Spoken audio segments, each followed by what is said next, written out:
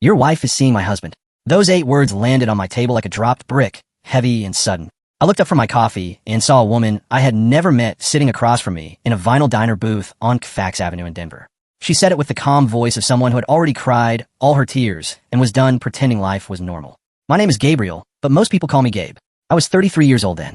I worked as a project coordinator for Stone Pine Holdings, a commercial construction company that lived and died on schedules, budgets, and never-ending emails. I had been married to my wife Megan for 6 years. We lived in a neat townhouse in a quiet neighborhood, the kind of place where people waved politely and pretended they did not hear arguments through the walls. That morning, I believed I was just having breakfast alone because Megan had an early meeting. Now a stranger was telling me my marriage was a lie. At first I could not move. My hand stayed wrapped around my mug. I could feel the heat against my palm, but my brain was starting to float like my body wanted to escape the moment. "Excuse me," I managed to say. The woman studied me, not cruelly but carefully, like she was checking if I was the kind of man who would explode.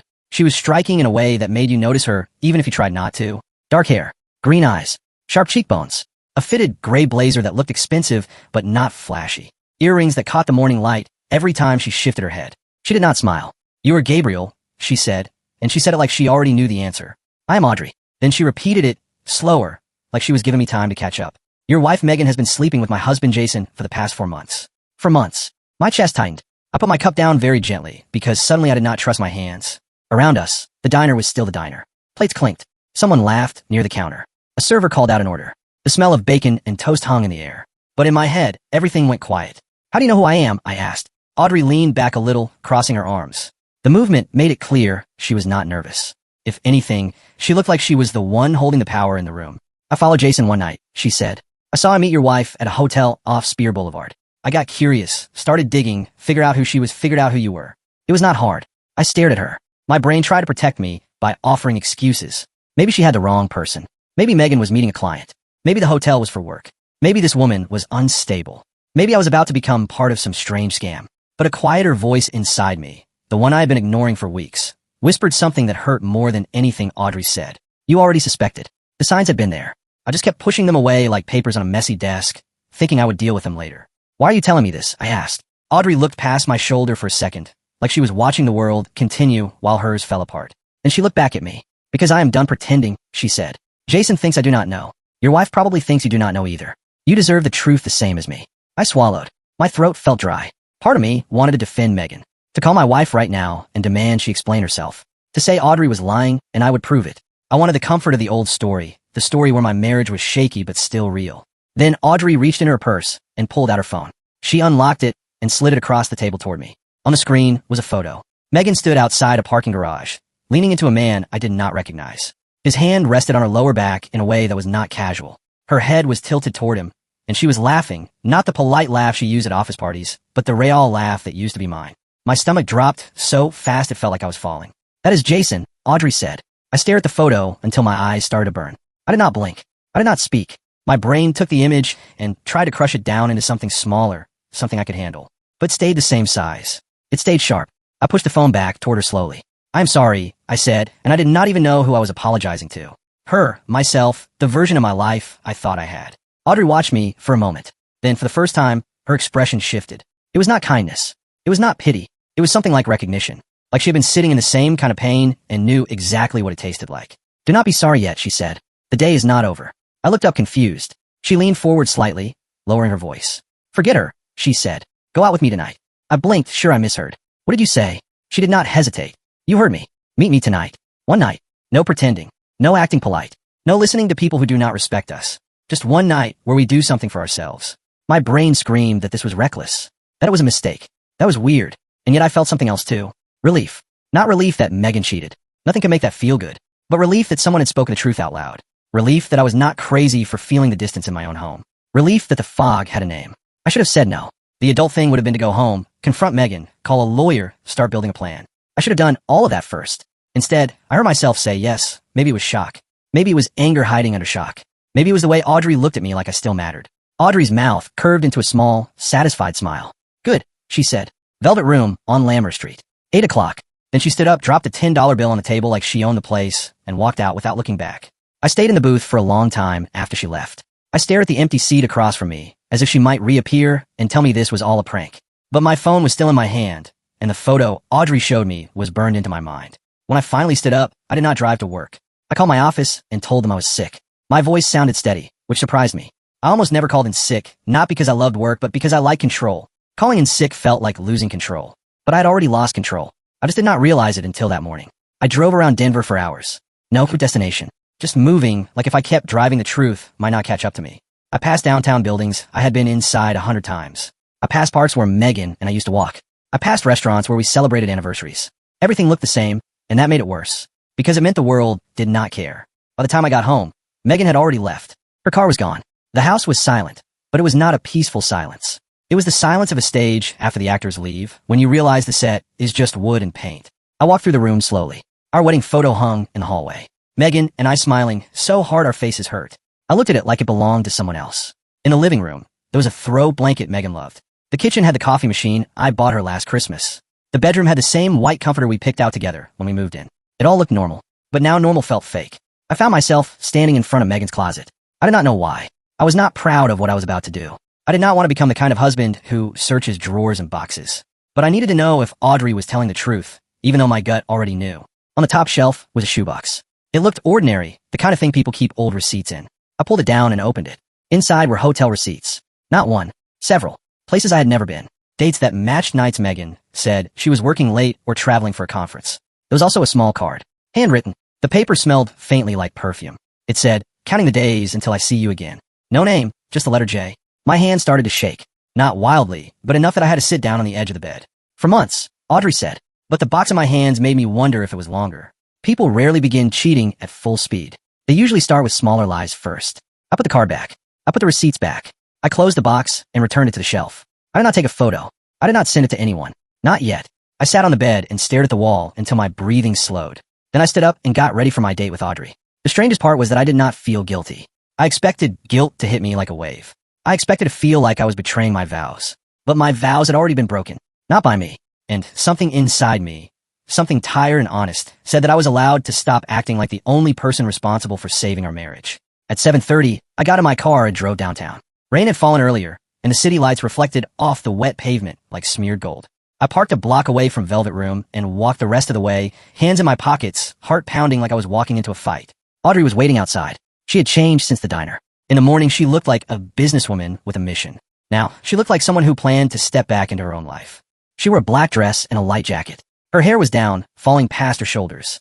She looked at me and raised her eyebrows like she was checking if I would actually show. "You came," she said. "I did," I said, and my voice sounded rougher than I wanted. "Did you think I would not?" She shrugged. I thought there was a chance he would do the noble thing. Go home, confront her, cry, scream, have the big dramatic scene. She tilted her head. "I'm glad you did not." We went inside. Velvet Room was dim and warm, with jazz playing softly and candles on the tables. It smelled like citrus and smoke and expensive cologne. Audrey chose a booth in the back corner away from the crowd. I slid into the seat across from her. It was strange to sit across from the woman who just blew up my life. And yet, in that moment, she felt like the only person in the city who understood what my day had been. A waiter came over. Audrey ordered something neat and strong. I ordered whiskey, also neat because I did not trust myself to handle something sweet. When the drink arrived, I took a long sip. The warmth hit my chest and spread slowly. "So what is this?" I asked. "Revenge." Audrey considered it. "Maybe partly," she said. "But not only that." She traced a finger around the rim of her glass. Not flirting, just thinking. "I think I wanted to feel something real," she said. "Something that is not pretending. I'm tired of pretending." I understood that more than I wanted to admit. "How long have you known?" I asked. "About Jason and Megan." 3 weeks, Audrey said. I found a receipt in his jacket pocket. A hotel room paid in cash. He told me it was a business expense that got mixed up. I wanted to believe him, but I did not. She gave a small, humorless laugh. So I hired a private investigator. I needed proof. I needed facts, not feelings. The investigator followed him, got photos, track patterns. That's how I found your wife. And then I found you. You could have sent me an anonymous message, I said. I could have, Audrey said. But I wanted to look you in the eye. I wanted to see if you were real. She leaned forward slightly. Also, I wanted to see what kind of man you were. What kind of man did you think I was, I asked. She looked at me with an expression I could not fully read. A decent one, she said. The kind who still tries even when it is not being returned. The kind who probably blames himself for things he did not cause. That made my throat tighten. Because she was right. We talked for hours. We talked about Megan and Jason, yes, but we also talked about us because betrayal has a way of forcing you to look at your own life with new eyes. I told her how I met Megan. It was a rooftop patio at a mutual friend's birthday party. Megan was 25, bright, confident, quick with jokes. I was 25, hungry to prove myself at Stone Pine, proud of my first real job. We talked until the party ended. We exchanged numbers. We texted for days. We went on a first date that turned into a second date, that turned into a relationship, that moved fast because we both liked the feeling of being wanted. Within a year, we were engaged. Within 2, we were married. The early years were good. We traveled when we could afford it. We built routines. We cooked dinners together. We had inside jokes that made no sense to anyone else. We talked about having kids someday, not immediately, but someday. We talked about a bigger house. We talked about the kind of life we thought we were building. Then, slowly, the shift started. It was not one big event. It was 100 small ones. Megan got promoted and started traveling more. I got passed over for management position and came home frustrated more often. We both got tired. We both got busy. But instead of leaning toward each other, we leaned away. She became distant. Not cold exactly, but absent. Even when she was in the room, her mind was somewhere else. Her phone buzzed, and she would glance at it and smile at something I could not see. When I asked if something was wrong, she said she was stressed. Work was heavy. She needed time. I believed her because I wanted to, because the alternative was too painful. Audrey listened without interrupting. That was one of the first things that felt different about her. Megan used to listen to me once. Lately, she listened like she was waiting for me to stop speaking. Audrey asked questions that were sharp and honest. When did the late nights start? When did she stop wanting to go out? When did the phone become private? I answered each one and realized, in real time, how long I had been ignoring the truth. Audrey told me about her marriage too. She had been married to Jason for 8 years. They had a daughter named Ellie who was 5. She said Ellie was the reason she did not leave immediately when she found out about the cheating. She wanted everything in order first. Finances, custody, housing. She wanted to protect her child from chaos. But she also admitted something else. I am scared, she said quietly. Not of being alone, but of admitting I wasted 8 years on someone who did not love me the way I thought he did. That line hit me hard because it matched something inside me. I did not want to admit my marriage was dying because that meant I failed at something I promised to protect. At some point, I realized I had not thought about Megan for almost an hour. That felt impossible, but it was true. Audrey, and I kept talking until the waiter brought the check. Audrey paid before I could reach for my wallet. I did not fight her on it. Fighting her would have felt like pretending the old rules still applied. We left Velvet Room around 11. The air outside was cool. Downtown Denver at night has a quiet energy, like the city is still awake but softer. We walked past closed storefronts and glowing windows, our footsteps echoing on the sidewalk. I felt strange, like I was floating. The day started with a stranger destroying my marriage, and now I was walking beside her through the city like we had known each other for years. At some point, Audrey asked me a question that made me stop. When did you stop being happy? She asked. I cannot answer right away. I wanted to be honest, not dramatic. I do not think it was one moment, I said finally. It was gradual, like the temperature dropping so slowly you do not notice until you are freezing. Audrey nodded slowly. That is exactly how it was for me too, she said. Jason and I used to be good together, or at least I thought we were. But somewhere along the way, I became a convenience instead of a partner. I managed the house. I managed Ellie. I kept things running. And he just took it. She paused and looked down at the sidewalk. The worst part is he would apologize sometimes, she said. He would promise to do better. Things would improve for a few weeks. And then would go right back. That hope followed by disappointment wore me down. I thought about Megan. The dates she canceled because she was tired. The dinners where she stared at her phone. The way she turned her phone face down. The way she laughed more at other people's jokes than mine. I told Audrey the truth. I keep asking myself what I did wrong, I said. What I could have done differently. Audrey stopped walking and turned to face me. You did not do anything wrong, she said firmly. Neither did I. They made choices. Bad ones. And we are the ones dealing with the consequences. She was right, but letting go of self-blame is not something you do in one sentence. Still, hearing it from her helped. We ended up at a late-night diner near Union Station. It felt like a strange, full circle. This morning, I sat in a diner booth as a stranger told me my life was a lie. Now I sat in another diner booth with that stranger, eating pie at 1 in the morning like we were two people trying to stitch themselves back together. We ordered coffee. We ordered pie. We talked until almost 2. Audrey told me more about Ellie. About how Ellie loved pigeons and always wanted to chase them in the park. About how Ellie asked 1,000 questions and laughed with her whole body. I told Audrey I admired how clearly she cared about her child. How she thought about Ellie in every decision. Audrey looked at me, and something softened in her eyes. You do not try to fix things for me, she said. You do not tell me everything will be okay. You do not tell me I should forgive him. You just listen. Listening felt easy with her. It felt like the right thing. By the time we left the diner, the streets were nearly empty. I walked her to her car, parked a few blocks away. We stood under a streetlight, yellow glow on wet pavement, both of us reluctant to end the night. This is unexpected, Audrey said. Which part? I asked. All of it, she said, and she laughed, not bitter this time. I woke up planning to blow up my life and yours. I did not expect to actually like you. I did not expect to like you either, I said, and it was true. She stepped closer. So what do we do about that? I looked at her, trying to be careful. This was a woman I met less than 24 hours ago. She had her own pain. She had a child. She had a life that was already complicated. But there was something in her that felt alive. Honest. Direct. Real. I think we see where it goes, I said. Slowly. Carefully. We do not pretend. We do not rush. We just keep showing up and see what is real. Audrey's smile was small but genuine. That is what I was hoping you would say, she said. Then she kissed me. It was soft, deliberate, not desperate. When she pulled back, her eyes were bright. Call me tomorrow, she said, after you deal with things at home. I will, I said. She got in her car and drove away. I stood there for a moment, watching her taillights disappear around the corner.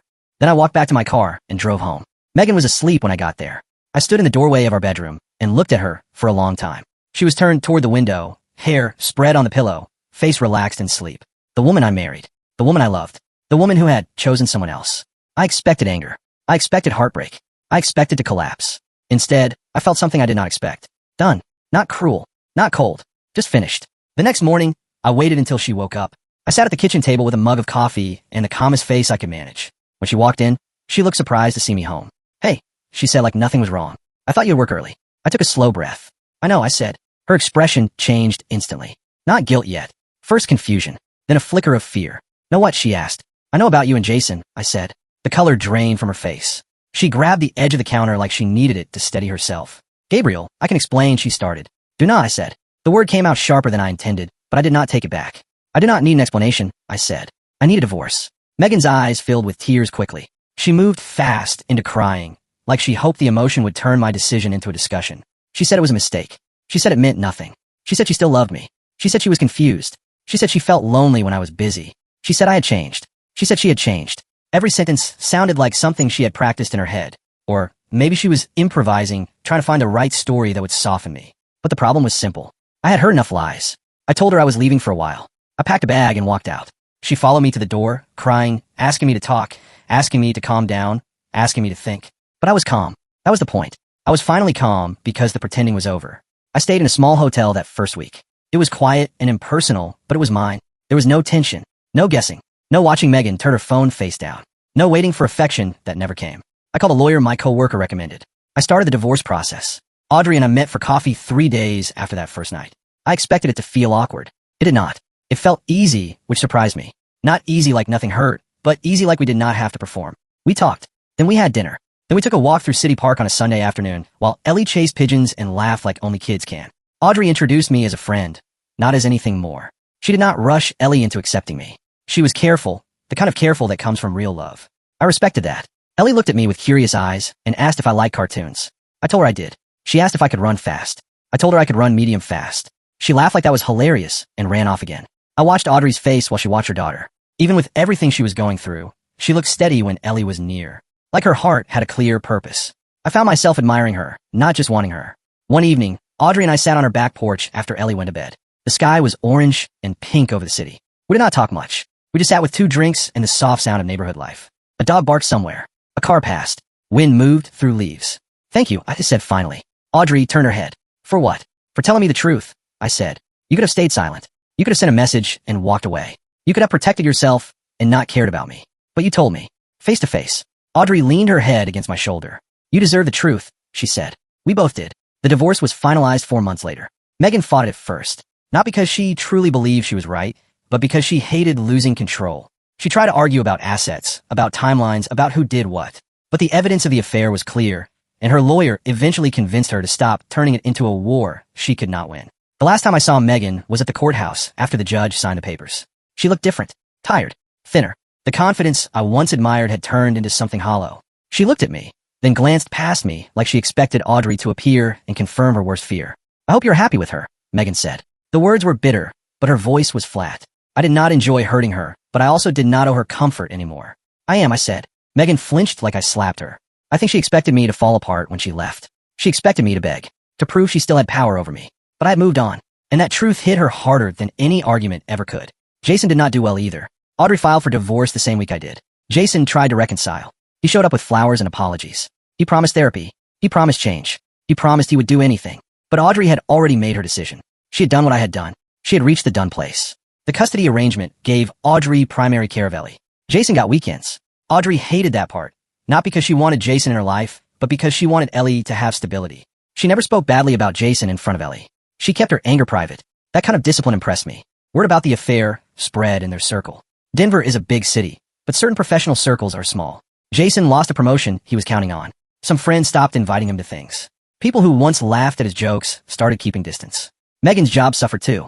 Her company had strict rules about workplace behavior, and once rumors started, they started digging. And when they dug, they found enough to make her position uncomfortable. Megan resigned before they could fire her. It was strange to watch it happen from a distance. I did not celebrate it. I did not feel like I won. I felt like reality finally caught up to their choices. A year after that morning in the diner, Audrey and I moved in together. It was a small house in a quiet neighborhood, with a backyard for Ellie to play in. Not fancy, not perfect, but it was warm. It felt honest. Some nights, Audrey and I sat on the porch after Ellie went to bed, talking about everything and nothing. Other nights, we did not talk at all. We just sat, comfortable in silence. And I realized that real peace often looks boring to people who are addicted to drama. But boring in the best way. The calm way. The safe way. Ellie started calling me Gabe at first. Then, one day, months later, she asked a question that made my throat tighten. "Can you be my other dad?" she asked like it was the most natural thing in the world. I looked at Audrey.